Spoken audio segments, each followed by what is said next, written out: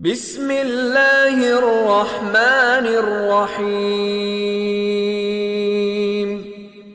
ألهاكم التكاثر حتى زرتم المقابر كلا سوف تعلمون ثم كلا سوف تعلمون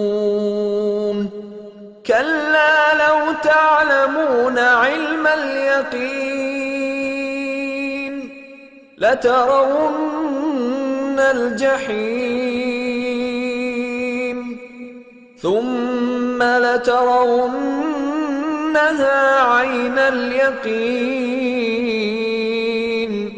ثم لتسألن يومئذ عن النعيم